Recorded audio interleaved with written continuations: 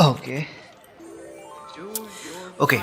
Apple is coming up with some new iPhones, iPads, Macs, and Apple Watches this year. So let's talk about this.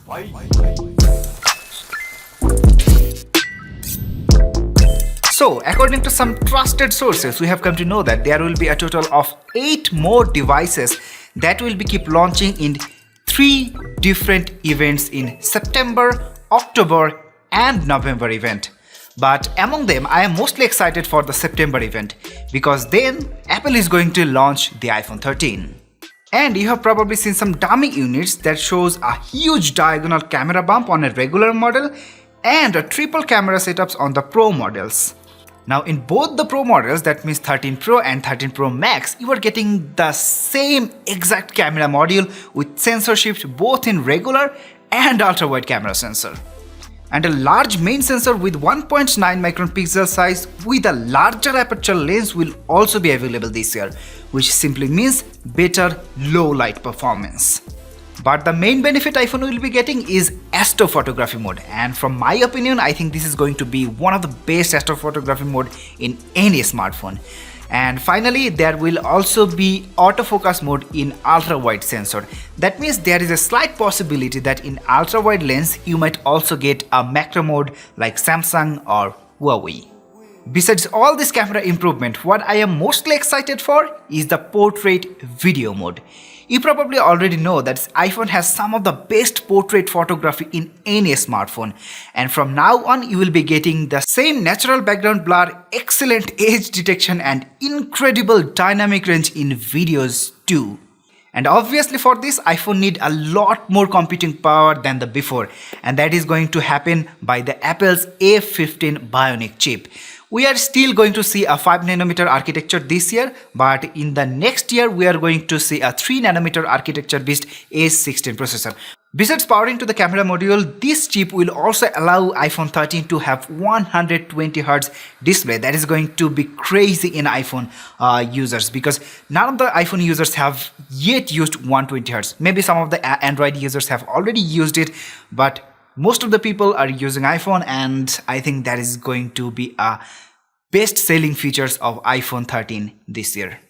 But this also means we need a lot more battery capacity this year to power this 120Hz display. There is no exact news about the battery capacity of iPhone 12, but I think that is definitely going to be bigger than last year. However, from some sources we have come to know that Apple is going to implement a larger MagSafe coil this year. This simply means we are going to get a faster wireless charging, and maybe there could be a reverse wireless charging features this year. And lastly, there are some news hovering around that the iPhone 13 is also going to have satellite calling and messaging features. That means when you do not have the cellular network or Wi-Fi in your range, you can simply use the satellite to communicate through SMS or calling. That would be one of the greatest features the iPhone users would love. Although there are some already Android smartphones that can do that, but implementing in iPhone, I think some other manufacturers like Samsung or Huawei might also keep implementing these satellite features in their smartphone in the future. So overall, the camera, display and the satellite calling features is going to be the best features in iPhone 13. So we have to just wait till September 14 to see actually what Apple is going to implement in iPhone 13 or 13 Pro Max. The next device on September event is going to be the Apple Watch 7. Apple have already said that they are going to focus more on battery life this year. That's why they are not going to change any of the sensors. Rather, they are going to change the design a bit, like the iPhones and then upcoming Macs. It is going to be a thick, squarish design. Moreover, to save a space for a larger battery, Apple will implement new lamination technique to reduce the space between the front glass and the display. Although a rumor suggests that Apple is going to use their band to increase sensor and battery life on their Apple Watch. But I think that is not going to happen this year. Maybe 2022, 2023, we're going to see some implementation in the band for increasing battery life and increasing sensor capabilities. So there will be iPhone and Apple Watch 7 this year in September event, and there will be 2 more launches in September, that is iOS and iPadOS 15 this year. That will be whole of the September event. Now in October event, Apple is planning to launch some new iPads, and first of all, there would be iPad mini 6. According to some reports, iPad mini 6 will have a modernized design with squarish shape, slimmer body, very thin bezel, and finally no home button anywhere. However, the fingerprint sensor will be implemented on the side like early iPads. But to keep the prices as low as possible, Apple might implement an IPS display with a 60Hz refresh rate this year. And there might be an Apple Pencil which is smaller to fit with this iPad mini 6. Besides iPad mini 6, the 9th generation of regular iPad is also going to be launched in this year, and according to Mark Gurman, it will be significantly thinner than the last generation. He also mentioned that the display of it will have anti-reflective coating, P3 color gamut and true tone display. And for the processor, it will have the A13 Bionic processor this year. So that's all for the October event. Lastly, there is November event, aka Mac events, because Apple is going to launch their all Macs in this November event, including their MacBooks and iMacs. However, last year we have seen that Apple came up with their industry-leading M1 MacBooks. Those were extremely powerful and extremely power efficient. However, I expected that these MacBooks might get a better look, a better design upgrade. And this year, the new 14-inch MacBook Pro is expected to offer a full new design language after 5 years. It will be square-shaped with rounded corner and offer much thinner body this year. This will also remove the MacBook branding from the bottom to offer a much thinner bezel overall. And in display, it will have a pretty significant upgrade as it will have mini LED displays like the iPads. This means not only better color reproduction but also better sunlight visibility.